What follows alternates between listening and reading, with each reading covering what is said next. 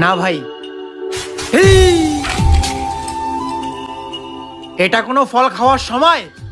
ছোট লোকের বাচ্চা।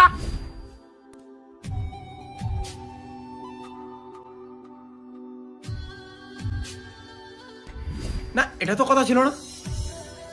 না না না না, এটা তো চাপ। আবার বলে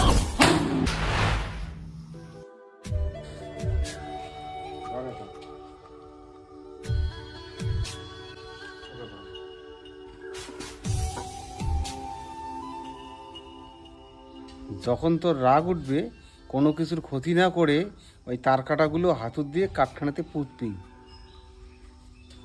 এখন তো রাগে আছিস, যা আজকের থেকে চালু কর।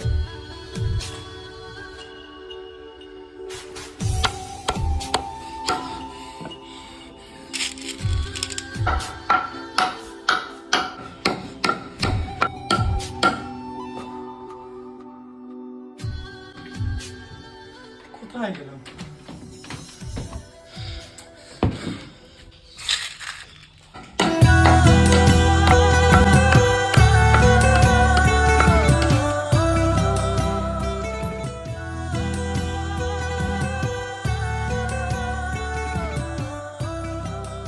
এভাবে রাগের মাথায় কাঠটিতে পেরেক পুঁতে আমার কি লাভ হচ্ছে? কোনো লাভই তো হচ্ছে না। এত পরিশ্রম সব বৃথা। না, এবার পরিশ্রম না করেই নিজের রাগটা নিজের মধ্যেই কন্ট্রোল করে নেব। হ্যাঁ, কোনো রাগ করবো না আর।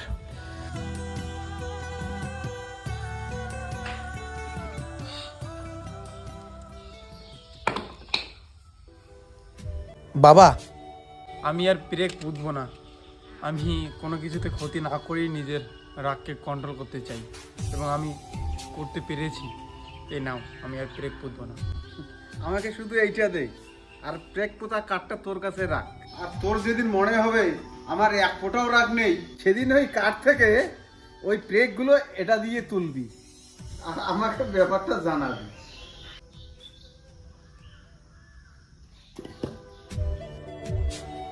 বাবার লজিক আমি কিছুতেই বুঝতে পারছি না। কি বোঝাতে চাচ্ছে বাবা? একবার পেরেক পুঁততে বলে, একবার তুলতে বলে। আমার তো আবার রাগ নেই বলা চলে। আমি তুলে নিচ্ছি পেরেকগুলো। চলো।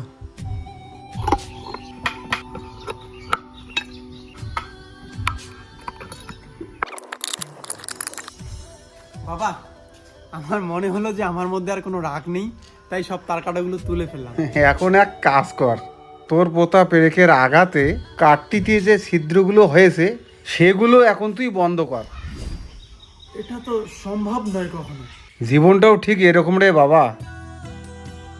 রাগের মাথায় কোনো কিছু করে ফেললে বা কাউকে আঘাত করলে রে বাবা, তার মধ্যে যে ক্ষতর সৃষ্টি হয় সেটা কোনোদিনও ঠিক করা যায় না রে বাবা।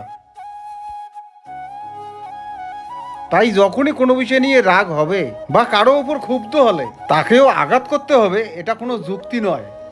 কারো মনে দুঃখ দিয়ে কথা বলা উচিত নয় রে বাবা। রাগের মাথায় কাউকে দুটো কথা বলে নিজের রাগকে থামাতে পারবে, কিন্তু একটা জিনিস মনে রাখবে, সেই তোমার দেওয়া কষ্টটা আর তোমার খারাপ ব্যবহারটা সে সারা জীবন মনে রাখবে। আর কোনো কিছু ভুল করার পর ভুলটা বুঝে লাভ কি? সেটা কেমন হয় বলতো? কারো পেটে ছুরি মেরে মার্ডার করে ফেললাম, পরে বললাম সরি, আমার ভুল হয়ে গেছে। কোনো লাভ নেই। তাই সময় থাকতে বুঝতে শেখো।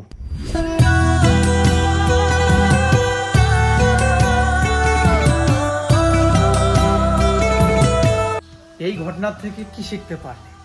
যখন বিশেষ মন খারাপ থাকবে, কারো উপর রাগ হবে, তখন নিজের প্রতি বিশ্বাস হারালে চলবে না, বা কাউকে আঘাত করে নিজেকে সুখ দিলেও চলবে না। নিজের ধৈর্য এবং বুদ্ধিকে কাজে লাগাতে হবে। Thank you.